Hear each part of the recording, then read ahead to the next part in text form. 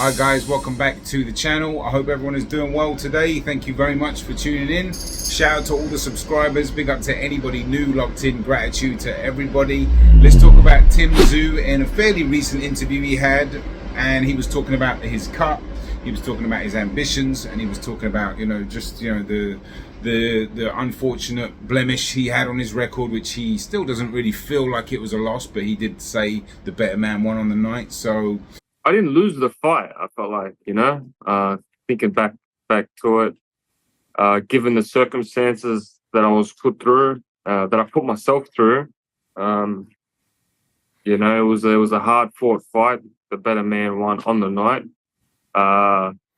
But again, it was lessons learned, and next time I'll be even better. You read between the lines, you know that there was some consequences with the cut, which I've spoken before. His foot actually got caught up in the southpaw stance, and his knee triggered into Fundora's knee, and then that. He's bleeding bad. Fundora's bleeding bad. Let his head fly into Fundora's elbow, which, we know what happened with the cut, but, he was firmly winning that fight and looked like he was probably going to stop Fundora, to be honest. But boxing's a funny old game, and it is what it is. But the reason why I'm making this video is, as always, I want to highlight his steel mentality, which is why I make so many videos about him. And, I'm just enamored to hear fighters like him. He's just absolutely desperate to fight. He's desperate to fight the best. Oh, look, the ultimate goal for me is obviously the belts, obviously, the biggest names. But I would love to fight, what's his name? The winner of Fundora versus Spence. It's another mega fight right there. And I don't know, whoever's out there, the fight that the fans want to see. Like, I'm always up for a cracking fight. He wants to get back in, even with the cut, when he's out running and he's doing this crazy training camp with his dad, his dad's tried to break him. He definitely tried to push me overboard. A couple of times I was coming back home from training and head spinning, and I'm like, all right, whatever, I'm going to push through, I'm going to push it, see how far I can get. But it was good fun, and it was good to see Dad.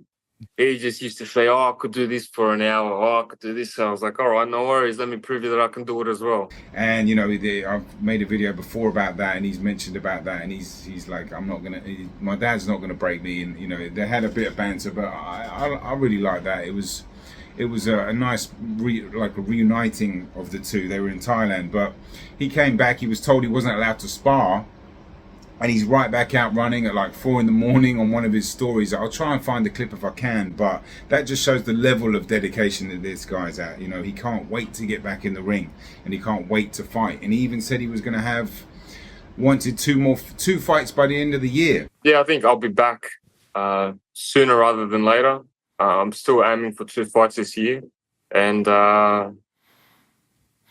when you take 2 steps back, you're going to take another 10 steps forward. So expect a big end of year for me.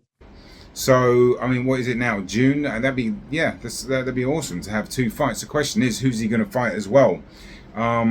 Obviously, the Spence Fundora winner would be a good fight for him. Then you obviously do have Virgil Ortiz at some point, and we would love to see that fight. We were so excited. That was such it is an amazing card, but that is an amazing fight. Hopefully that can happen. I think, I don't know if Virgil Ortiz has been papered in for Sergio Boachuk, I think that's his name. That's actually a really good fight for Virgil Ortiz to prepare yourself, and that'd be good to get him the rounds in. And we'll see where he's at, where he can go with a tough fighter and, actually get some good solid rounds in against a good solid opponent, because that would make him, that would get the best out of both of him and Tim Tszyu when they fight. So, because what would happen if it always happens in boxing. Everyone's like, well, Ortiz only had 2 rounds and blah, blah, blah. So we want everything to go in even. That is a true 50-50 fight. Amazing fight. Hopefully we can get that made, maybe by the end of the year, maybe at the start of the year. But for me, if none of those fights happen, I actually don't mind the Erickson-Lubin fight. Now, I know they were in talks before the Thurman fight started. He's got a decent name in America. He's got a lot of skills. He's one of the better fighters at 154 without a belt, and that has fought at a very high level. Came up short, yes, but he's always in the mix, and he's always, you know, in good fights, and he fights hard. And I think that's if they can come to some kind of negotiations. I don't know what happened with the money, but that is a fairly decent fight for me in terms of if he fights him in America and is able to get that fight. I think that would bring more eyes than a lot of the other names. You know, obviously Keith Thurman, I wasn't so down on that fight. I was actually quite supportive of it because I thought when you go down the list, who's left, and you know, the people that were injured and the people that weren't available, blah blah blah. I didn't think Keith Thurman was. I thought it was a decent fight, but wasn't to be.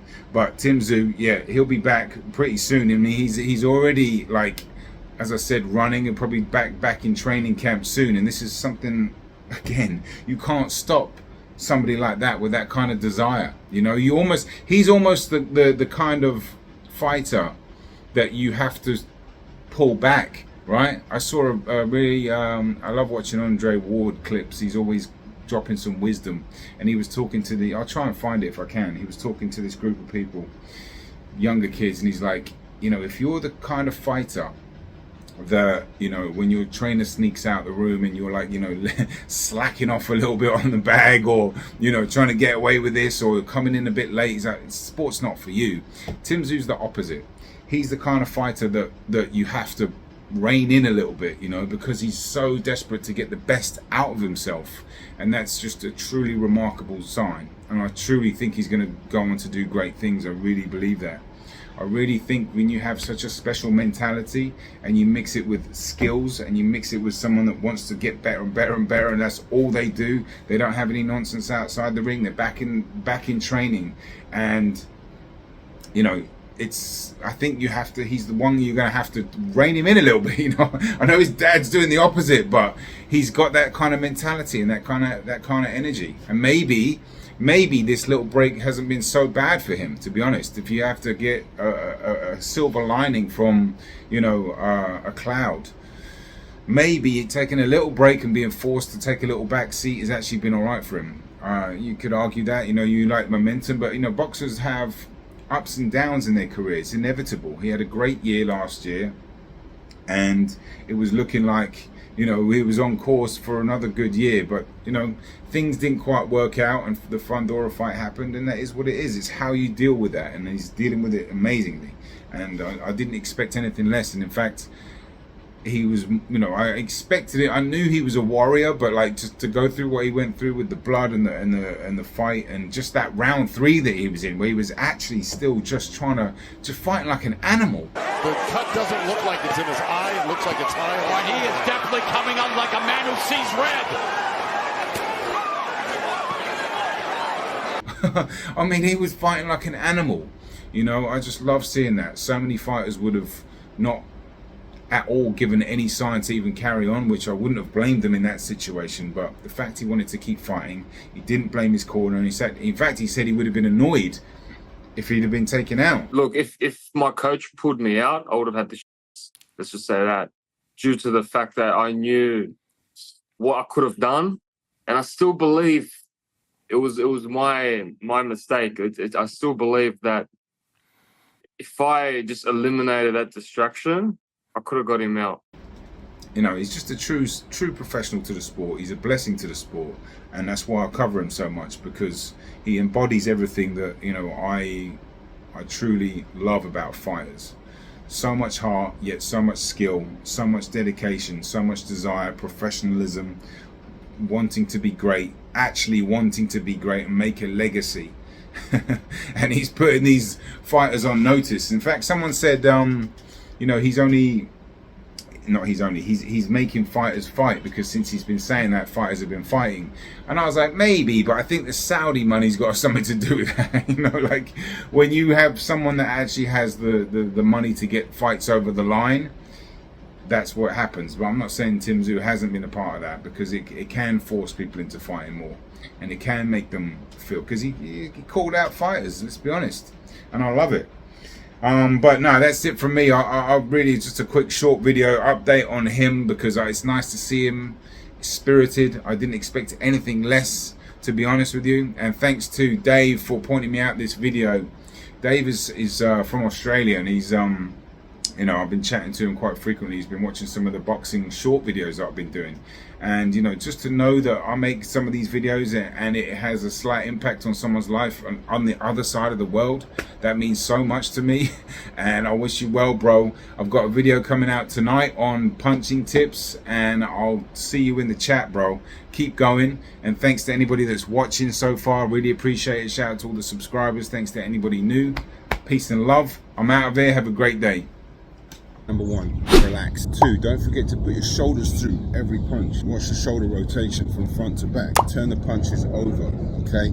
Just a slight turn at the end helps with the torque. 4, punch from the chin. When you're punching from down here, you're already fighting gravity, so punch from the chin. 5, get a good stance. This is extremely important as well. Don't slouch. Don't be too upright either. Don't overreach or lean in. Don't load up, okay? Don't cock it back before you throw it. Keep it right here. Turn your back foot, turn your front foot. This helps with the rotation. It helps with turning your body in the right direction. You can add a little bit of power. Make sure your elbows are on the rib cage. Get the right impact. Bring it back to your chin. Relax your shoulders. Bring your hand right back to your chin. Whatever punches. Turn the hips. Breathe out. Don't drop your non-punching hand when punching. Don't try to punch too hard or too fast. On edge.